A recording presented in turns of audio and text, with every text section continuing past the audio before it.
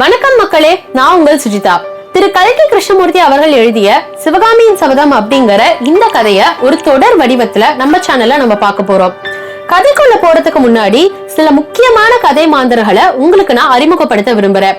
இவருதான் மகேந்திர பல்லவர், பல்லவ சாம்ராஜ்யத்தோட இணையற்ற மன்னன்.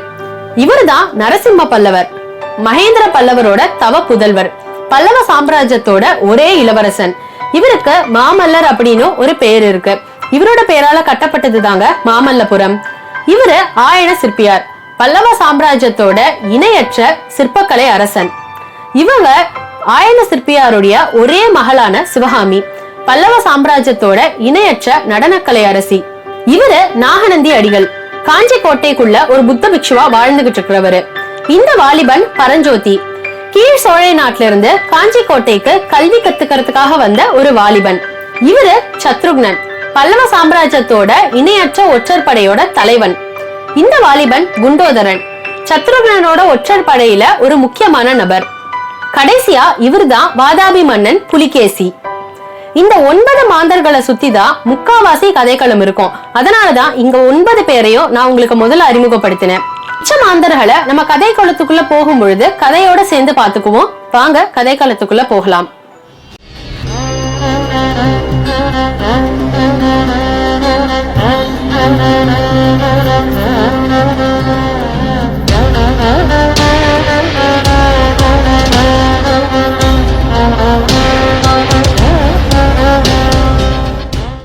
மகேந்திர தடாகத்தோட கரை வழியா 2 பிரயாணிகள் நடந்து வந்துகிட்டு இருக்காங்க. ஒருத்தர் மிகப்பெரிய உடற்கட்டு இருக்கக்கூடிய புத்த பிக்ஷு, இன்னொருத்தர் 18 வயசு இருக்கக்கூடிய அழகான வாலிபன் பரஞ்சோதி. 2 பேரும் வர வழியில இன்னைக்கு சிவகாமி அம்மையாரோட அரங்கேற்றம் தடைப்பட்டு போச்சு, போருக்கான செய்திகள் வந்துகிட்டு இருக்கு அப்படிங்கிற விஷயம் அவங்க காதுக்கு வந்து சேருது. காஞ்சி கோட்டையை நோக்கி 2 பேரும் வேகமா போறாங்க. காஞ்சி கோட்டையில இருந்து பரஞ்சோதி திருநாவுக்கரசர் மடத்தை தேடி ஏகாம்பரநாதர் சன்னதிக்கு கிளம்புறான்.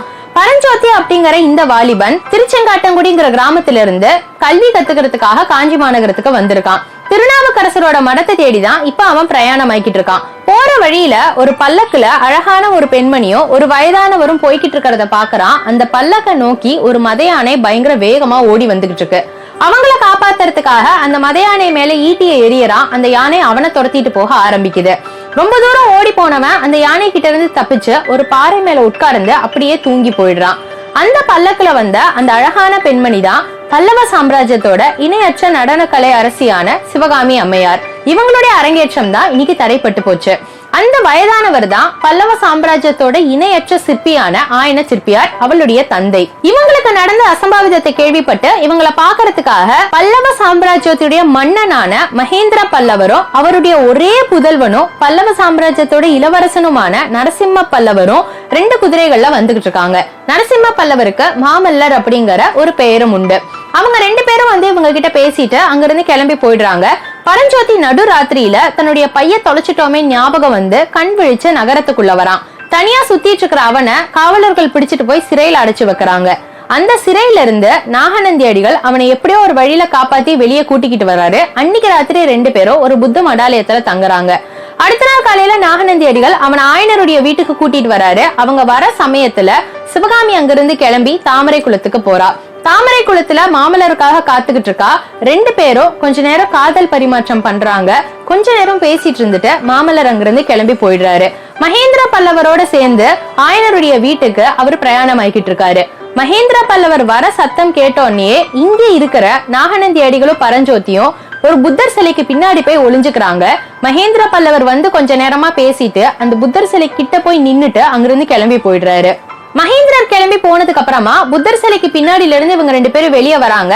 ஆயனர் கிட்ட பேசிக்கிட்டு இருக்கிறப்போ ஆயனர் அஜந்தாவோட என்னைக்கும் அழியாத வர்ண ரகசியத்தை தான் தெரிஞ்சுக்க ஆசைப்படுறதா சொல்லிக்கிட்டு இருக்காரு. கிட்டத்தட்ட 3 வருஷத்துக்கு முன்னாடி ஆயனரும் மகேந்திர பல்லவரும் சித்தர் மலைக்கு போறாங்க. அங்க ஆயனர் ஒரு சித்திரத்தை வரையறாரு. அதன் மேல் பாதியில ஒரு சமண முனிவர் கொடுத்த வர்ணத்தை பூசுறாரு. கீழ் பாதியில தாங்கிட்ட இருக்கிற வர்ணத்தை பூசுறாரு. 3 வருஷம் கழிச்சு போய் பாக்குறாரு. அப்ப மேல் பாதியில இருக்கிற வர்ணம் கொஞ்சமும் மங்காம இருக்கு. கீழ் பாதியில இருக்கிற வர்ணம் ரொம்பவே மங்கி போயிருக்கு. அதை பார்த்தவரு என்னைக்குமே அழியாத மேல் பாதி வர்ண ரகசியத்தை எப்படியாவது தெரிஞ்சுக்கணும்னு ஆசையோட இருக்காரு. இத நாகநந்தி அடிகள் கிட்ட இப்ப சொல்றாரு. இதை தெரிஞ்சுக்கிறதுக்கு பரஞ்சோதிய நம்ம அனுப்பலாம் அப்படின்னு சொல்லி ஒரு ஓலைய பரஞ்சோதி கிட்ட கொடுத்து அவனை நாகார்ஜுன மலைக்கு அனுப்புறதுன்னு முடிவாகுது. ஆயனருடைய வீட்டுல இருந்து கிளம்பின மகேந்திர பல்லவரும் மாமல்லரும் மாமல்லபுரம் நோக்கி போறாங்க. போற வழியில மகேந்திர பல்லவர் பல்லவ சாம்ராஜ்யத்தோட ஒற்றனான சத்ருக்னன் கிட்ட ஆயனருடைய வீட்டை கவனிக்கும்படியா சொல்லிட்டு வராரு. மாமல்லபுரத்துக்கு வந்தோடனே ஆயனருடைய வீட்டுல புத்தர் சிலைக்கு பின்னாடி நாகநந்தி அடிகளும் பரஞ்சோதியும் ஒளிஞ்சிருந்ததை தான் பார்த்ததா மாமல்லர் கிட்ட அவர் விளக்கம் பண்ணிக்கிட்டு இருக்காரு. இதனாலதான் ஆயனர் வீட்டை கவனிக்க சொன்னேன்னு அவர்கிட்ட சொல்றாரு. கூடவே மாமல்லர் கிட்ட ஒரு வாக்குறுதியும் வாங்கிக்கிறாரு. போர் அறிவிப்பு வந்திருக்கிறதுனால போருக்கான ஆயத்தங்கள் செய்யறதுக்கு கொஞ்சம் காலகட்டம் ஆகும்னு, அது வரைக்கும் மாமல்லர் காஞ்சி கோட்டையை விட்டு வெளியில வரக்கூடாதுன்னு மகேந்திர பல்லவர் வாக்குறுதி வாங்கிக்கிறாரு. மாமல்லர் தான் போருக்கு போக முடியலனாலும் காஞ்சி கோட்டைக்குள்ளேயே அடைஞ்சிட்டா சிவகாமிய பார்க்க முடியாதேன்னு யோசிக்கிறாரு. ஆனா வேற வழி இல்லாம தன்னுடைய தந்தைக்கு வாக்குறுதி கொடுக்கிறாரு. 4 நாட்கள் கழிச்சு பரஞ்சோதி நாகநந்தி அடிகள் கொடுத்த ஓலையோட நாகார்ஜுன மலைக்கு புறப்படுறான். போற வழியில மகேந்திர பல்லவர் வஜ்ரபாகுங்கிற வீரனா பொய்யா வேஷம் போட்டு பரஞ்சோதி கிட்ட நண்பனாகிறாரு. 2 பேரும் அன்னைக்கு ராத்திரி ஒரு மடாலயத்துல தங்குறாங்க. பரஞ்சோதிக்கு மயக்க மருந்து கலந்த ஒரு தீபத்தை பக்கத்துல வச்சு அவனை மயக்கம் போட வச்சுட்டு அவன்கிட்ட இருக்கிற ஓலையை எடுத்துட்டு போய் வஜ்ரபாகு அதே மாதிரி வேற ஒரு ஓலையை எழுதி அவன் கிட்ட திருப்பி கொண்டு வந்து வச்சுட்டு போயிடுறாரு. அடுத்த நாள் காலையில பரஞ்சோதி இது தன்னுடைய ஓலைதான் நினைச்சு எடுத்துக்கிட்டு அவனுடைய பயணத்தை தொடங்குறான். போற வழியில 4-5 சலுக்க வீரர்கள் அவனை எதிர்பாராத வகையில தாக்கி ஒரு இடத்துல கூட்டிட்டு போய் உட்கார வைக்கிறாங்க. அவன் நிமிர்ந்து பார்க்கும் பொழுது கொடூரமான பார்வையோட மோசமான புன்னகையோட அவனையே வெறிச்சு பார்த்துட்டு இருந்தாரு புலிகேசி சக்கரவர்த்தி. அவரை பார்த்து அவன் அதிர்ந்து போறான். அவன்கிட்ட இருக்கிற ஓலைய வாங்கி இது உண்மையாவே நாகநந்தி அடிகள் எழுதினது தானான்னு அவனை சந்தேகத்தோட கேள்வி கேட்கிறாரு. அந்த நேரத்துல வஜ்ரபாகுங்கிற அந்த வீரன் வந்து புலிகேசி சக்கரவர்த்தி கிட்ட பேசி அவரை எப்படியோ சமாளிச்சு பரஞ்சோதிய காப்பாத்துறாரு. அடுத்த நாள் காலையில பரஞ்சோதி 9 சலுக்க வீரர்களோட நாகார்ஜுன மலைக்கு கிளம்புறான். ஆனா போற வழியில தான் தன்னை இவங்க 9 பேரும் சிறைப்படுத்தி கூட்டிட்டு போறாங்கன்னு அவனுக்கு தெரிய வருது. அன்னைக்கு ராத்திரி ஒரு மடாலயத்துல அவங்க எல்லாரும் தங்குறாங்க. வஜ்ரபாகுங்கிற அந்த வீரன் ஒரு வயதானவர் வேஷத்துல வந்து பரஞ்சோதி அங்கிருந்து காப்பாத்தி வெளியே கூட்டிட்டு வராரு. இவங்க 2 பேர் தப்பிச்சு போற சத்தம் கேட்டு அந்த 9 வீரர்களும் இவங்களை துரத்திட்டு வராங்க. நடு காட்டுல அந்த 9 பேரையும் அடிச்சு போட்டுட்டு இவங்க 2 பேரும் அங்க இருந்து தப்பிச்சு வராங்க. வர வழியில வஜ்ரபாகு தனக்கு ஒரு முக்கியமான வேலை இருக்கிறதா சொல்லி தனியா போயிடுறாரு. பரஞ்சோதி மட்டும் காஞ்சி கோட்டையை வந்து அடையறான். அவன் காஞ்சி கோட்டைக்கு வந்து சேரற அதே நேரத்துல காஞ்சி கோட்டையோட இன்னொரு வாசல்ல மகேந்திர பல்லவர் வந்துட்டாருங்கிற செய்தியும் சக்கரவர்த்தி பெருமாள் வாழ்க, மகேந்திர பல்லவர் வாழ்க வாழ்க அப்படிங்கிற மாதிரி கோஷங்களும் பரஞ்சோதியோட காதுக்கு கேட்குது. காஞ்சி கோட்டையோட வடக்கு வாசல்ல ஒரு உயர் ஜாதி குதிரை மேல ஒரு வீரன் வந்துகிட்டு இருக்காரு. அவரை பார்த்து காஞ்சி கோட்டை காவலர்கள் எல்லாம் தளபதி பரஞ்சோதி வாழ்க வாழ்க அப்படின்னு கோஷம் எழுப்புறாங்க. ஆமாங்க, நம்மளுடைய நண்பன் பரஞ்சோதி தான் இந்த 8 மாச காலத்துல காஞ்சி கோட்டைக்கு தளபதி ஆகி இருந்தாரு. வந்தோடனே மாமல்லரை சந்திக்கிறாரு. 2 பேரும் ஏகாம்பரநாதர் சன்னதிக்கு போறாங்க. அங்க சிவகாமிய காப்பாத்தின அந்த வேலை காமிச்சு மாமல்லர் நன்றி சொல்லிக்கிட்டு இருக்காரு. 2 பேரும் அந்த வேல் மேல கைய வச்சு தங்களுடைய நட்பு எப்பயும் இதே மாதிரி இருக்கணும்னு சத்தியம் செஞ்சுக்கிறாங்க. அங்கிருந்து பரஞ்சோதியார் கிளம்பி ஆயன சிற்பியார பார்க்க போறாரு. ஆயன சிற்பியாரோ இன்னும் ஒரே ஒரு சீடனும் மட்டும் அவருடைய வீட்டு வாசல்ல உட்கார்ந்து ஏதோ இலை தலைகளை எல்லாம் அரைச்சுக்கிட்டு இருக்காங்க. என்னைக்கும் அழியாத வர்ண ரகசியத்தை தானே கண்டுபிடிக்கிறதா ஆயனர் சொல்லி இந்த வேலைகளை செய்ய ஆரம்பிச்சிருந்தாரு. அவர் கூட இருந்த சீடன் வேற யாரும் இல்ல, ஒற்றர் படையை சேர்ந்த குண்டோதரன். மகேந்திர பல்லவர் இந்த வீட்டை கவனிக்கும்படியா சத்ருக்னன் கிட்ட சொன்னதுனால அவர் தன்னுடைய ஆளான குண்டோதரனை ஆயனர் வீட்டுக்கு அனுப்பி இருந்தாரு. இப்ப அவங்க 2 பேரும் சேர்ந்துதான் என்னைக்கும் அழியாத வர்ண ரகசியத்தை கண்டுபிடிக்கிறதுக்கு சில வேலைப்பாடுகளை செஞ்சுக்கிட்டு இருக்காங்க. தளபதி பரஞ்சோதியை பார்த்தோன்னா அவரை கூப்பிட்டுக்கிட்டு ஆயனர் வீட்டுக்குள்ள போறாரு. அதே நேரத்துல கண்ணபிரான் கூப்பிட்டதுனால சிவகாமி வெளியில வந்து அவங்கிட்ட பேச ஆரம்பிக்கிறா. இந்த கண்ணபிரான் வேற யாரும் இல்ல, சிவகாமியுடைய இணையற்ற தோழி கமலியுடைய கணவன், மாமல்லரோட தேர் சாரதி. மாமல்லர் ஒரு ஓலை கொடுத்ததா சொல்லி அவன் சிவகாமி கிட்ட ஒரு ஓலையை கொடுக்கறான். அதை வேகமா வாங்கிக்கிட்டு அவ தாமரை குளத்துக்கு போறா. அந்த ஓலையில மாமல்லர் சீக்கிரமே வந்து சிவகாமியை சந்திக்க போறதாவும் அது வரைக்கும் அவ அரண்ய வீட்டை விட்டு எங்கேயுமே வெளியே போக கூடாதுன்னு எழுதியிருக்காரு. அங்க ஏற்கனவே மர பொந்துக்குள்ள இருக்கிற 7-8 ஓலைகளோட சேர்த்து இந்த ஓலையையும் சுருட்டி பத்திரமா உள்ள வச்சுட்டு அங்கிருந்து கிளம்பி வரா. இது தூரத்துல இருந்து ஒரு உருவம் வேடிக்கை பார்த்துக்கிட்டு இருக்கு. சிவகாமி வீட்டுக்கு வந்தோன்னு தளபதி சொன்னதா ஒரு செய்தியா ஆயனர் சொல்றாரு. மகேந்திர பல்லவர் போர் ஆரம்பிக்க போறதுனால நீங்க காஞ்சி மாநகரத்திலேயே இருந்தாலும் இருக்கலாம், இல்ல சோழ நாட்டுக்கு உங்களுடைய நண்பர் வீட்டுல போய் தங்கினாலும் தங்கலாம்னு மகேந்திர பல்லவர் சொன்னதா ஆயனர் சொல்றாரு. சிவகாமி இதை கேட்டு இங்கேயே இருக்கலாம்னு சொல்றா. இவங்க பேசிட்டு இருக்கும் பொழுது நாகநந்தி அடிகள் அங்க வந்து சேர்றாரு. அவர் கொஞ்ச நேரம் பேசிட்டு பயங்கொல்லி பல்லவன்னோ பயங்கரமான ஸ்திரீ லோலன்னோ மாமல்லரை பத்தி தப்பு தப்பான விஷயங்களை சொல்றாரு. இதையெல்லாம் கேட்டு சிவகாமியோட மனம் பயங்கரமா கலைய ஆரம்பிக்குது. சத்ருக்னன் மரபொந்துக்குள்ள சிவகாமி ஒளிச்சு வச்சிருந்த ஓலைகளை எடுத்துட்டு வந்து மகேந்திர பல்லவர் கிட்ட குடுக்கறான். அவர் அந்த ஓலைகளை எல்லாம் பார்த்து மனம் கலங்கி போறாரு. கங்க நாட்டு துர்விநீதன் பல்லவ சாம்ராஜ்யத்து மேல போர் தொடுத்து வந்துகிட்டு இருக்கிறதாவும் அவனை எதிர்த்து போகும்படியா நரசிம்மரை அனுப்ப சொல்லி சத்ருக்னன் கிட்ட சொல்லி அனுப்புறாரு. அந்த செய்தியை எடுத்துக்கிட்டு சத்ருக்னன் கமலியுடைய வீட்டுக்கு வரான். கண்ணபிரான் கிட்ட சொல்லி கண்ணபிரான அங்க இருந்து கூட்டிட்டு போறான். அவங்க ரெண்டு பேருமா சேர்ந்து அரண்மனைக்கு வந்து சேருறாங்க. அங்க மாமல்லரும் தளபதி பரஞ்சோதியும் மாமல்லருடைய தாய் புவனமகாதேவியும் உட்கார்ந்து பேசிக்கிட்டு இருக்காங்க. அந்த செய்தியை வந்து சொல்றாங்க. தளபதி பரஞ்சோதியும் மாமல்லரும் உடனே போருக்கு கிளம்புறாங்க. போறதுக்கு முன்னாடி அவர் சிவகாமியை பார்க்கணும்னு ஆசைப்படுறாரு. அதனால சிவகாமியோட வீட்டுக்கு போறாரு.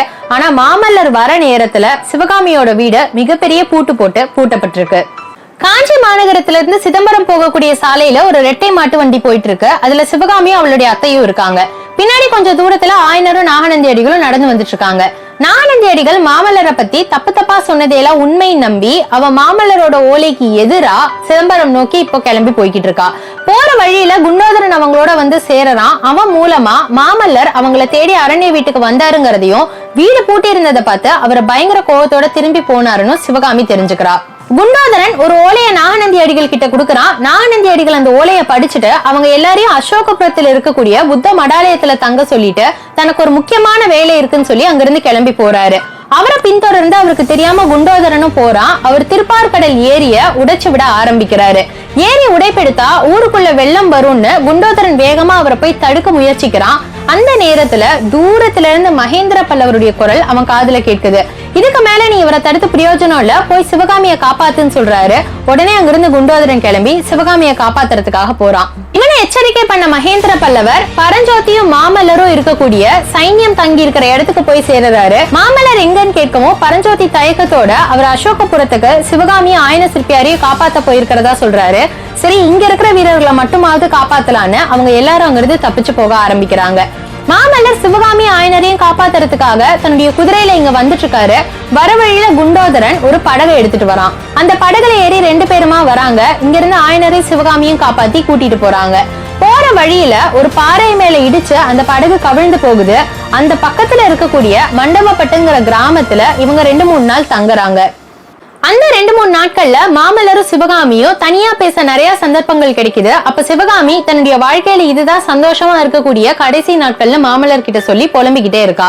வரலாற்று பிரசித்தி பெற்ற புள்ளலூர் சண்டையில கங்க நாட்டு துர்விநீதனை மாமல்லர் எப்படி தோற்கடிச்சு ஓட விட்டாருங்கிற வரலாற்றை அந்த ஊர் மக்கள் கேட்டதன்படி குண்டோதரன் அவங்க கிட்ட சொல்லிக்கிட்டு இருக்கான். இந்த 2-3 நாட்கள் கழிச்சு மாமல்லரை கூட்டிட்டு போறதுக்காக பரஞ்சோதியும் சில வீரர்களும் வராங்க. மாமல்லர் அங்கிருந்து கிளம்பி போறாரு. மாமல்லர் கிளம்பினோன்னு குண்டோதரன் அங்க இருக்கக்கூடிய பாறை இடுக்குகளுக்கு போறான். அந்த இடத்துல வஜ்ரபாகு வேஷத்துல மகேந்திர பல்லவரும் ஒரு வியாபாரி வேஷத்துல சத்ருக்னனும் அவனுக்காக காத்துட்டு இருக்காங்க. அவங்க கிட்ட ஒரு கத்திய கொடுத்து, இது நாகநந்தி அடிகளோட கத்தி, அவர் இத மாமல்லர் மேல ஏறிய பதம் பார்த்தாருன்னு அவன் சொல்றான். மகேந்திர பல்லவர் அதை கேட்டு அதிர்ந்து போறாரு. அந்த கத்தியை சத்ருகன் வாங்க போகும்பொழுது, பார்த்து வாங்க சத்ருக்னா, அது விஷ கத்தி, அது உடம்புல பட்டாலே உயிர் போயிடும்னு மகேந்திர பல்லவர் எச்சரிக்கிறாரு. அவங்க 3 பேரும் ஆயனரை போய் சந்திக்கிறாங்க. அப்ப மகேந்திர பல்லவர் ஆயனர் கிட்ட சிங்க லட்சணையை கொடுத்து, இது மொத்தமே பல்லவ சாம்ராஜ்யத்துல 11 பேர்கிட்ட தான் இருக்கு, 12வது ஆளா இது உங்ககிட்ட இருக்கட்டும், ஏதாவது ஒரு அவசர கதிக்கு இது உதவும் அப்படின்னு சொல்லி கொடுக்கறாரு. அதை வாங்கிட்டு போய் சிவகாமி உள்ள வைக்கிறா. இவங்க 2 பேருக்குமே தெரியாம அத நாகநந்தி அடிகள் அவங்க கிட்ட இருந்து திருடிட்டு போயிடுறாரு. மகேந்திர பல்லவர் அங்கிருந்து விடை பெற்று கிளம்பி போறாரு. போற வழியில சிவகாமிய ஒரு பாறை மேல உட்கார வச்சு அவகிட்ட கொஞ்ச நேரம் பேசுறாரு. எப்படியாவது மாமல்லருக்கு விடுதலை தரணும்னு, சிவகாமி விடுதலை கொடுத்தா மாமல்லரை பாண்டிய குமாரிக்கு கல்யாணம் பண்ணி வைக்க முடியும்னு கேக்குறாரு. ஆனா சிவகாமி என்னால அவருக்கு விடுதலை தர முடியாதுன்னு அழுது ஒரேடியா அதை மறுத்துடுறா. மண்டபப்பட்டு கிராமத்துல இருந்து கிளம்பின மாமல்லரும் தளபதி பரஞ்சோதியும் காஞ்சி கோட்டைக்கு வந்து சேருறாங்க. இன்னும் மகேந்திர பல்லவர் இங்க வரலங்கிற விஷயம் அப்பதான் அவங்களுக்கு தெரிய வருது. மந்திர ஆலோசனை சபை கூட்டி அடுத்து என்ன செய்யலாம்னு யோசிக்கிறாங்க. அப்ப மாமல்லர் வாதாபி வீரர்களை எதிர்த்து நம்ம போருக்கு போகணும்னு, இன்னைக்கே போருக்கு ஆயத்தம் ஆயிடுங்க, நாளைக்கே நம்ம போர்க்களத்துக்கு கிளம்பணும்னு உத்தரவிடுறாரு. இதை கேட்டு அங்க இருந்து எல்லாரும் அதிர்ந்து போறாங்க. ஏன்னா மகேந்திர பல்லவர் நம்ம கோட்டைக்குள்ளேயே இருக்கணும்னு சொல்லி இருக்க, மாமல்லர் அவருக்கு எதிர்மாறா ஒரு முடிவா சொல்றாருன்னு எல்லாரும் புரியாம முழிக்கிறாங்க.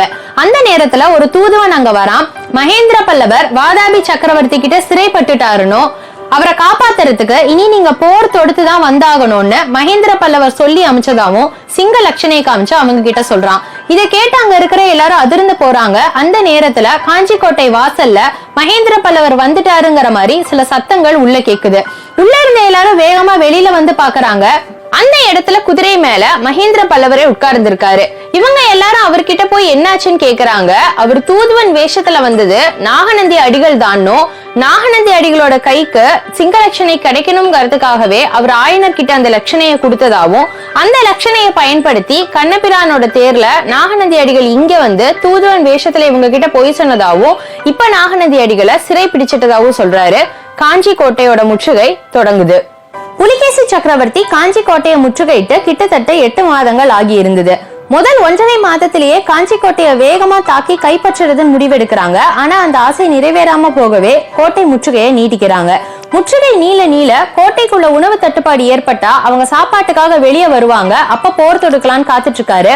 ஆனா உணவு தட்டுப்பாடு பிரச்சனை புலிகேசியோட சைன்யத்துக்கே ஏற்பட ஆரம்பிக்குது. அதனால வடபெண்ணை நதிக்கரை பக்கத்துல காத்துட்டு இருக்கக்கூடிய ஜெயந்தவர்ம பாண்டியன் கிட்ட உதவி கேட்கறதுக்காக போறாரு.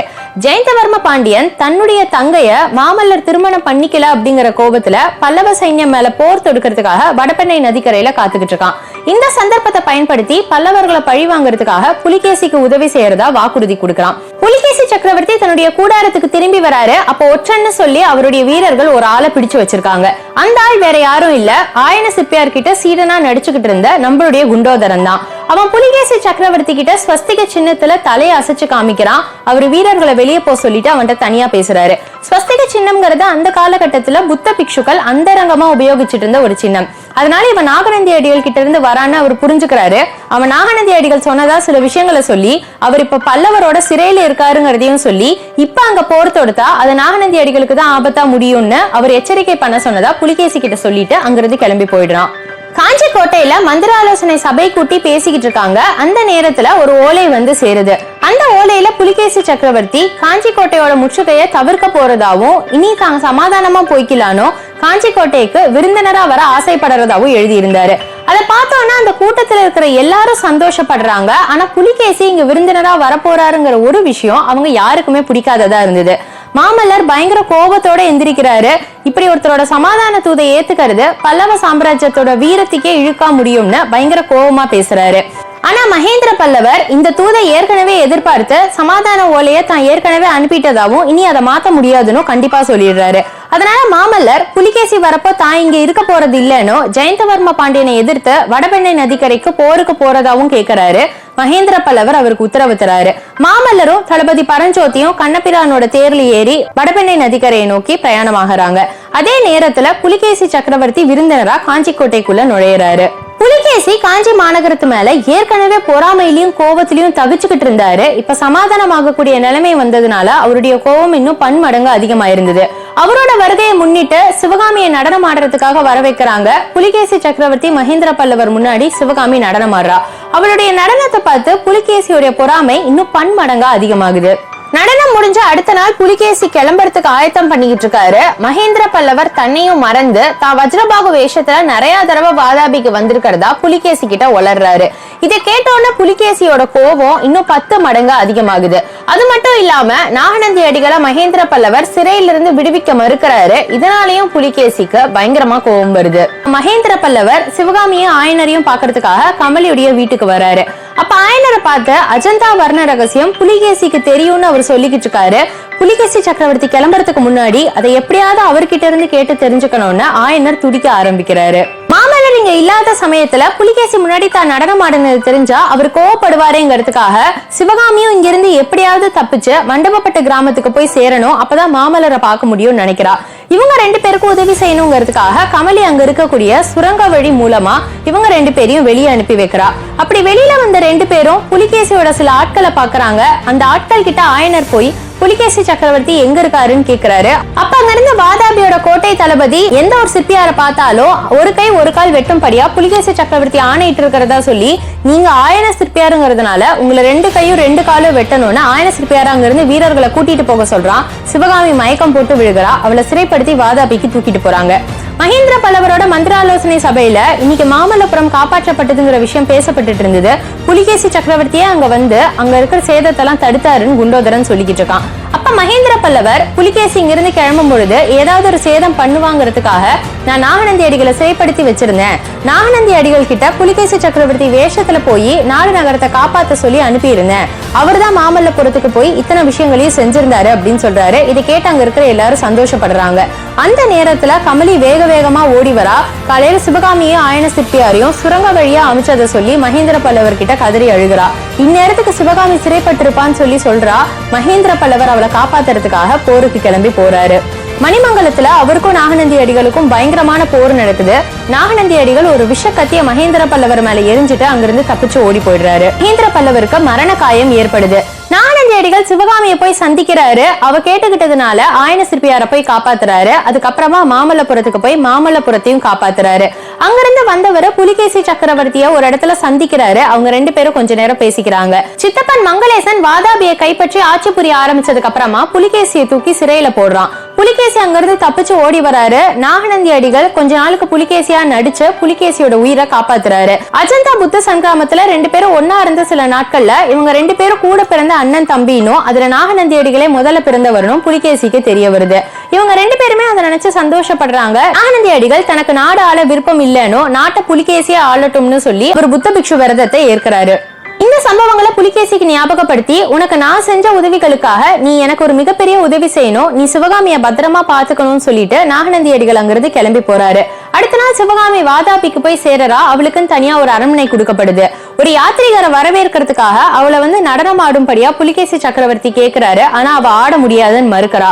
அன்னைக்கு சாயந்தரமே பல்லக்குல அந்த வாதாபி நகரத்தை சுத்தி பார்க்கறதுக்காக சிவகாமி போறா. அப்போ ஒரு நார் சந்தி முனையில சில பெண்களும் ஆண்களும் கட்டப்பட்டு அவங்கள சாட்டையால அடிக்கிறத பாக்குறா.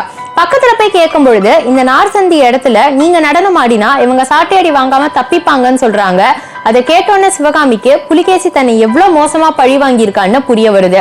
அவங்களோட சாட்டையடியை தடுக்கிறதுக்காக சிவகாமி நார்சந்தி நடனம் ஆட ஆரம்பிக்கிறா. ஒரு நாள் சிவகாமி நார்சந்தி நடனம் ஆடிக்கிட்டு இருக்கும் பொழுது அதை நாகநந்தி அடிகள் பாத்துறாரு. அவளை பின்தொடர்ந்து போய் அவளோட மாளிகையில அவகிட்ட மன்னிப்பு கேட்கிறாரு. அவளை பல்லவ சாம்ராஜ்யத்திலே திருப்பி போய் விட்டுட்டு வரேன்னு சொல்றாரு. ஆனா அவ பயங்கர கோபத்தோட ஒரு சபதம் செய்யறா.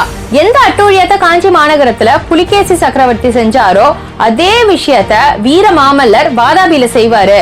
இங்க இருக்கக்கூடிய வீடுகள் எல்லாம் பற்றி எரியும். இங்க இருக்கக்கூடிய மக்கள் எல்லாம் பிரேதமா தெருவுல கடப்பாங்க. மாமல்லர் புலிகேசிய தண்டிச்சுட்டு என் கைய பிடிச்சு என்ன கூட்டிட்டு போவாரு. அப்பதான் இந்த நகரத்தை விட்டு நான் வெளியில போவேன்னு சபதம் எடுக்கிறா. இது கேட்டு நாகநந்தி அடிகள் அதிர்ந்து போறாரு. மாமல்லரும் தளபதி பரஞ்சோதியும் பாண்டியன போர்ல தோற்கடிச்சதுக்கு அப்புறமா பரஞ்சோதியோட மாமன் இருக்கக்கூடிய திருவெண்காடுங்கிற ஊருக்கு போறாங்க. அங்க பரஞ்சோதியோட அம்மாவையும் மாமாவையும் அந்த மாமன் மகளையும் சந்திச்சு பேசிட்டு அவங்க ரெண்டு பேரும் காஞ்சி கோட்டைக்கு கிளம்பி வராங்க. வர வழியில அவங்க ரெண்டு பேருக்கும் 2 ஓலைகள் கிடைக்குது. மகேந்திர பல்லவர் மணிமங்கலத்து போர்க்களத்துக்கு போறதாவும் இவங்க ரெண்டு பேரும் முடிஞ்ச அளவுக்கு சீக்கிரமா போர்க்களத்துக்கு வரும்படியாவும் அந்த ஓலையில எழுதியிருக்கு. இவங்க ரெண்டு பேரும் போர்க்களத்துக்கு போறாங்க. இவங்க போற சமயத்துலதான் மகேந்திர பல்லவர் மேல விஷ கத்தியை எரிஞ்சிட்டு சலுக்க வீரர்கள் ஓடி போறாங்க. அவங்களை பின்தொடர்ந்து இவங்க ரெண்டு பேரும் போறாங்க. சலுக்க வீரர்களை துரத்திட்டு போன மாமல்லரும் தளபதி பரஞ்சோதியும் மகேந்திர பல்லவரோட உடல்நிலை மோசமா இருந்ததுனால அவரை பார்க்கணுங்கிறதுக்காக காஞ்சி கோட்டையை நோக்கி திரும்புறாங்க. இந்த போர்ல சேனாதிபதி கலிப்பகையார் இறந்து போயிட்டதுனால அந்த பதவி தளபதி பரஞ்சோதிக்கு வருது. அவர் இப்போல இருந்து சேனாதிபதி பரஞ்சோதி ஆகுறாரு. திருவெண்காட்டுல இருந்து கிளம்பும் பொழுதே மாமல்லர் கண்ணபிரான் கிட்ட சொல்லி சிவகாமியை போய் பார்த்துட்டு வரும்படியா மண்டபப்பட்டு கிராமத்துக்கு அனுப்பி வைக்கிறாரு.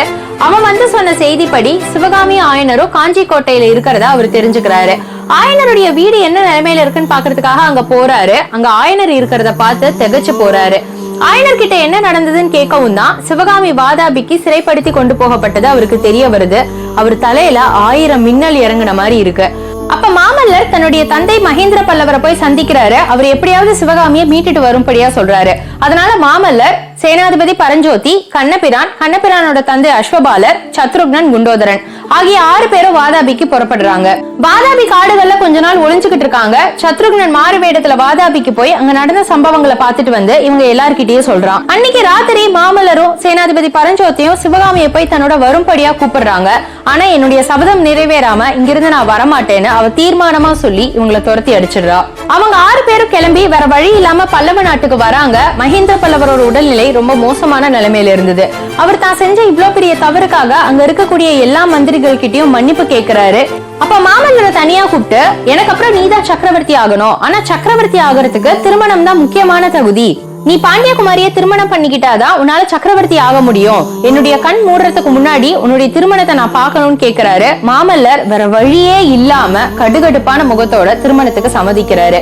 மகேந்திர பல்லவர் எல்லா மந்திரிமார்களையும் கூப்பிட்டு சொல்றாரு, ஒரே முகூர்த்தத்துல மாமல்லருக்கும் பாண்டியகுமாரிக்கும் சேனாதிபதி பரஞ்சோதிக்கும் உமையாளுக்கும் திருமணம்னு நிச்சயிக்கப்படுது.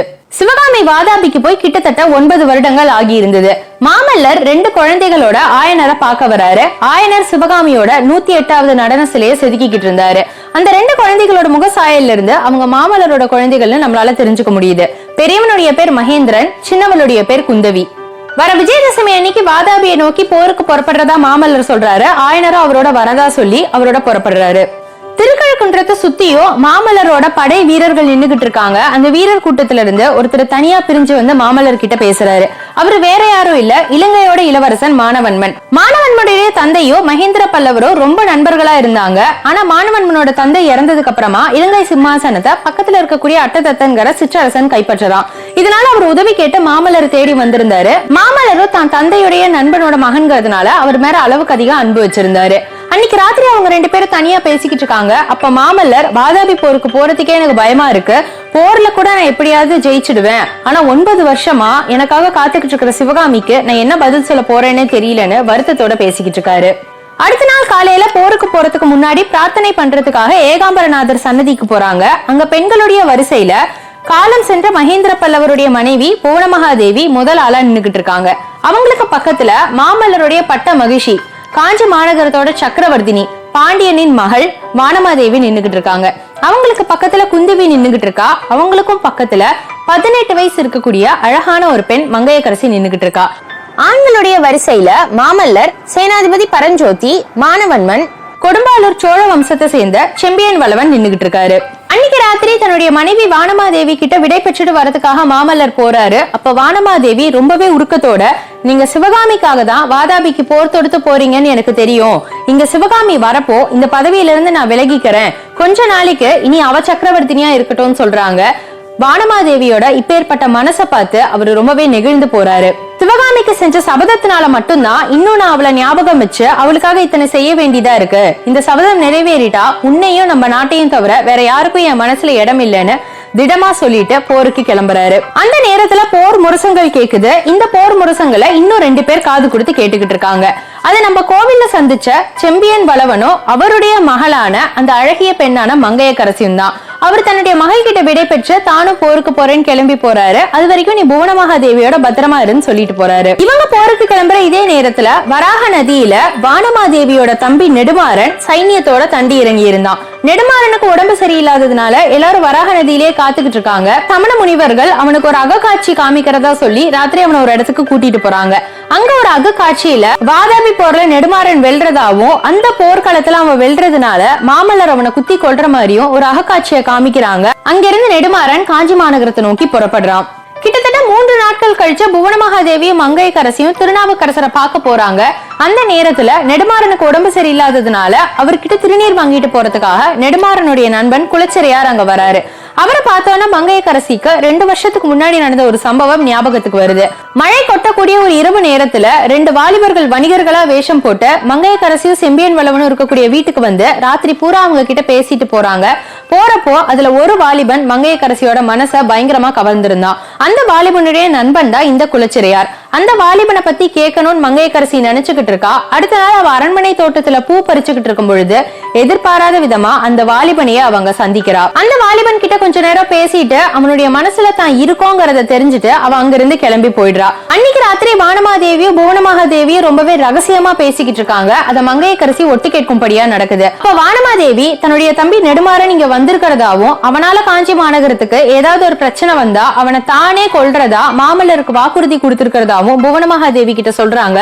இதை கேட்டு அவங்களும் அதிர்ந்து போறாங்க. அப்பதான் அவங்க சாயந்தரம் நெடுமாறன் மங்கையக்கரசி கிட்ட பேசிட்டு இருந்தான்னு சொல்றாங்க. அதுல இருந்துதான் மங்கையக்கரசிக்கு தான் பேசிட்டு இருந்தது நெடுமாற பாண்டியன்கிற உண்மையே தெரிய வருது. அவ அடுத்த நாள் நெடுமாற பாண்டியனை போய் எச்சரிக்கிறா. அவன் உடனடியா தன்னுடைய அக்கா கிட்ட போய் கேக்குறான். பயங்கர கோபத்தோட, நீ என்ன நோக்கத்தோட காஞ்சி மாநகரத்துக்கு வந்திருக்கன்னு கேக்குறாங்க. அப்ப அவன், நான் மங்கையக்கரசியை தேடிதான் வந்தேன், அவ எனக்கு கிடைச்சிட்டதுனால நான் திருப்பி பாண்டிய நாட்டுக்கே திரும்புறேன்னு சொல்லி அவங்க எல்லார்கிட்டயும் ஆசி வாங்கிட்டு நெடுமாறனும் மங்கையர்க்கரசியும் பாண்டிய நாட்டுக்கு திரும்புறாங்க.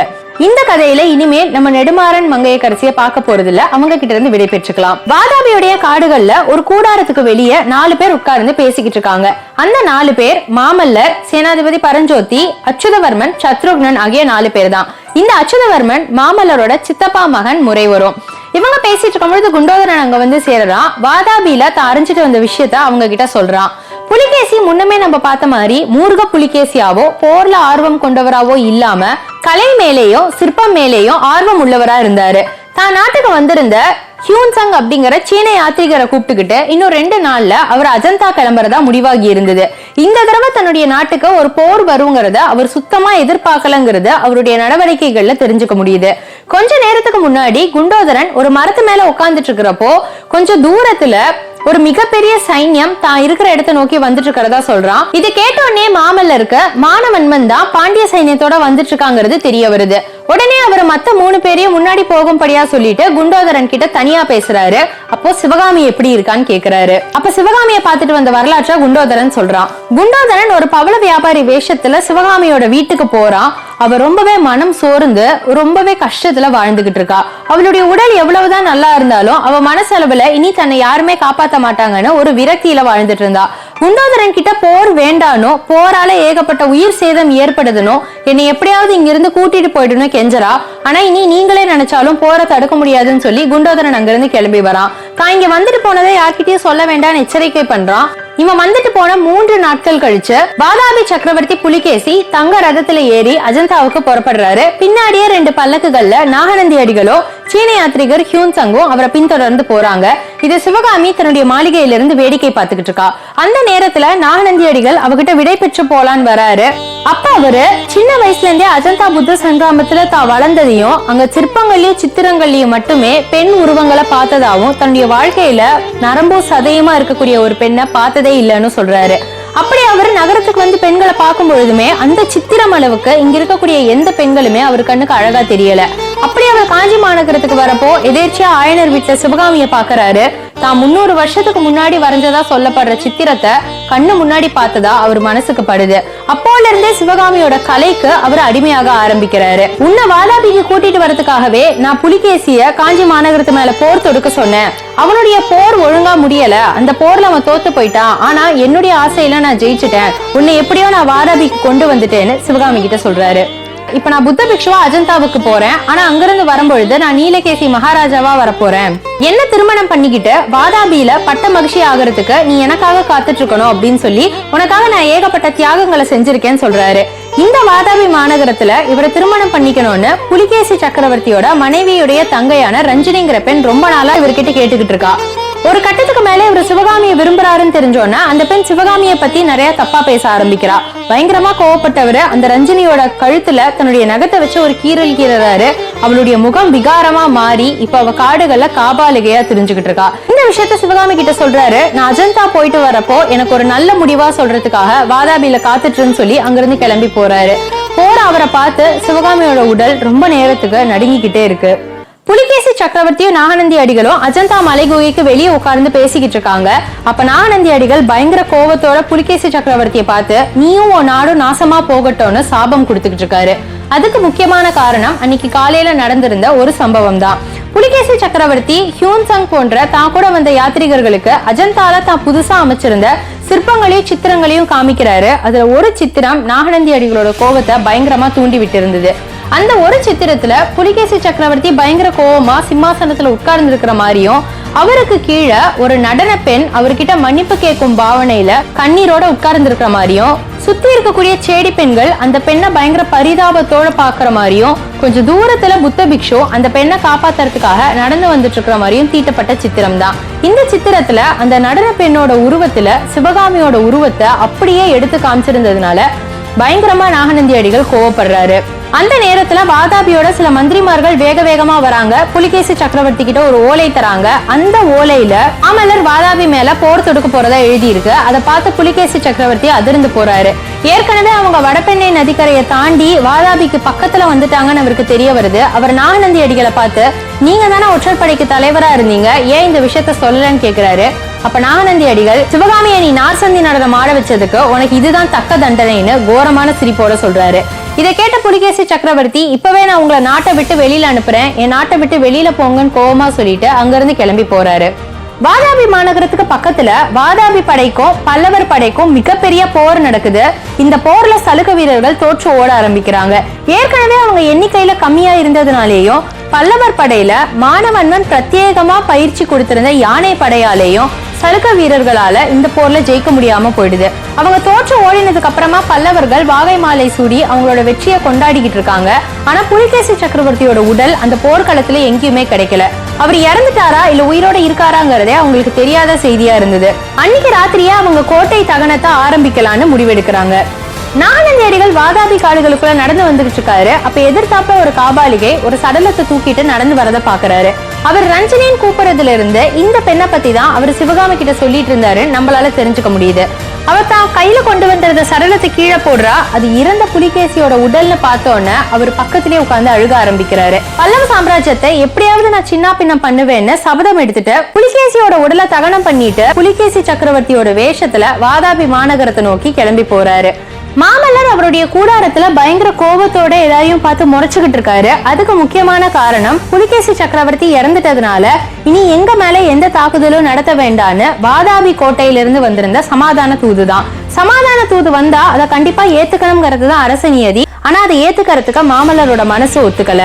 அப்ப சேனாதிபதி பரஞ்சோதி சிவகாமி தனக்கு அமைச்சிருந்த ஓலையை காமிக்கிறாரு. அந்த ஓலையில சிவகாமி, நான் அறிவில்லாம அந்த மாதிரி ஒரு சபதம் பண்ணிட்டேன், ஆனா என் காரணமா அதிக உயிர் சேதம் ஏற்படுறத நான் விரும்பல, இந்த போரை எப்படியாவது தடுத்து நிறுத்துங்கன்னு எழுதியிருக்கா. அதை பார்த்து மாமல்லர் இன்னும் பயங்கரமா கோவப்படுறாரு.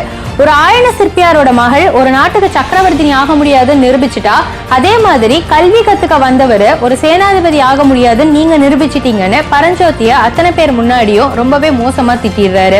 பரஞ்சோதி கோட்டை தாக்குதல ஆரம்பிக்கிறதுக்கு முன்னாடி சில ஆயத்தங்கள் பண்ண வேண்டியது இருக்கு, அதுக்கு 3 நாள் அவகாசம் வேணும்னு கேக்குறாரு. அந்த அவகாசத்தை மாமல்லர் கொடுக்கறாரு.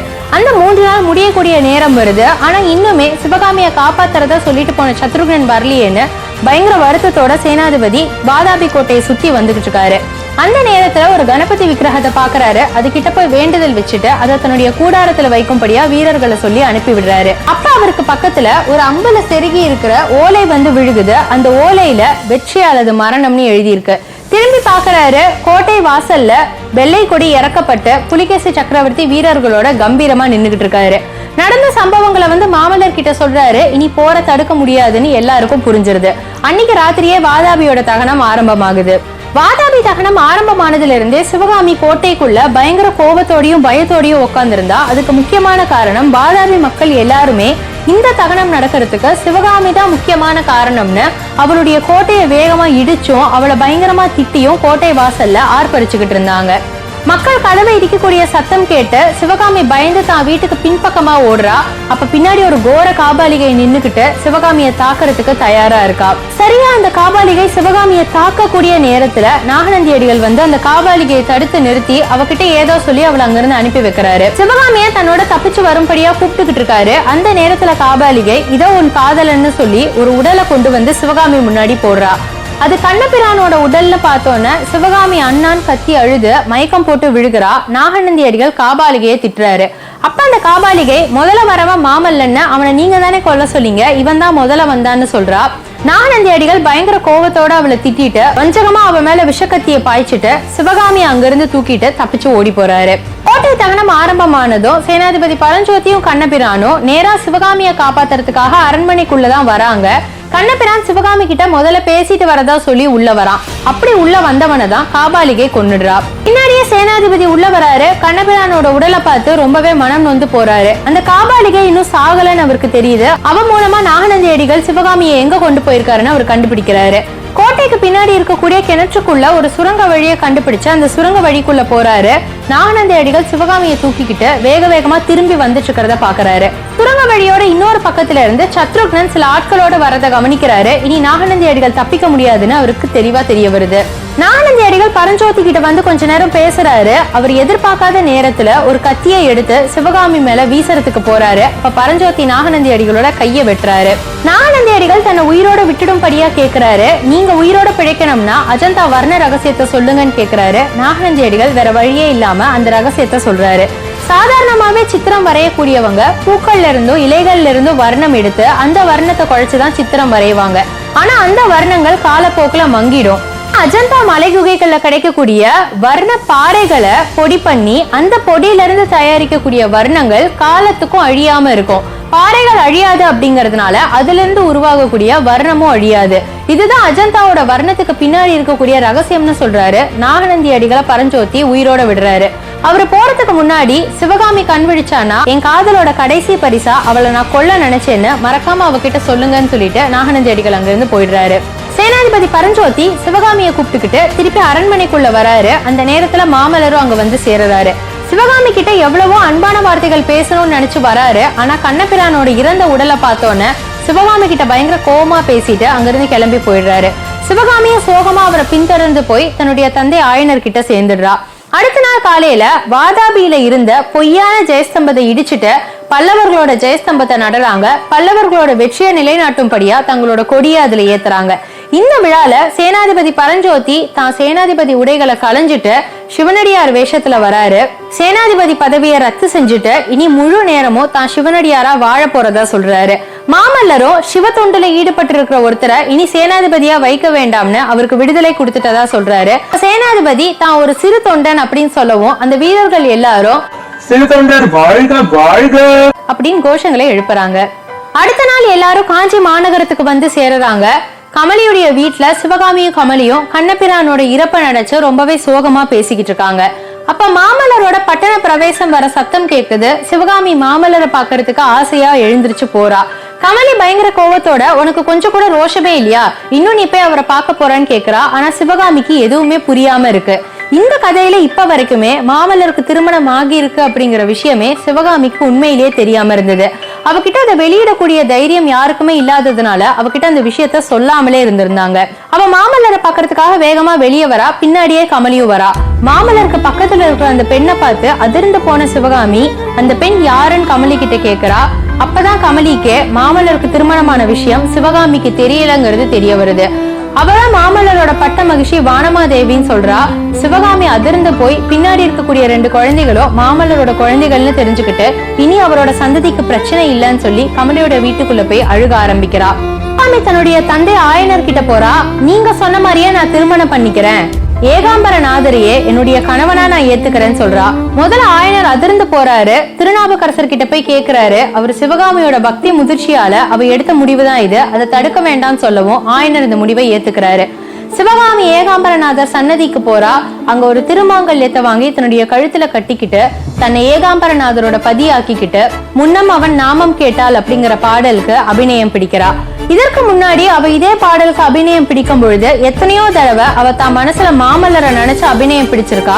எப்பயாவது அவர் வந்து தன்னை பாப்பாருன்னு அவர் எதிர்பார்த்து அவ நடனம் ஆடி இருக்கா. ஆனா இந்த தடவை அவ மனசுல முழுக்க முழுக்க ஏகாம்பரநாதரே நிறைஞ்சிருந்தாரு. அவளோட இப்பேற்பட்ட முடிவை கேட்டோன்னு மாமல்லர் அதிர்ந்து போய் ஓடி வந்து அவளை பாக்குறாரு. மாமல்லர் வந்தது கூட தெரியாம அவ தன்னுடைய பக்தி முதிர்ச்சியால நடனம் ஆடிக்கிட்டு இருந்தா. அவளோட பக்தியை புரிஞ்சுக்கிட்டு மாமல்லர் கண்ணீரோட அங்கிருந்து இறங்கி போறாரு. அவர் கோவிலை விட்டு வெளியில நடந்து போய்கிட்டு இருக்கிறப்போ அந்த பாடலோட கடைசி வரியான தலைப்பட்டால் நங்கை தலைவன் தாலே அப்படிங்கிற வார்த்தைகள் அவர் காதுல கேட்டு கொஞ்சம் கொஞ்சமா மறைஞ்சு போகுது. சிவகாமியின் சபதம் முடிந்தது.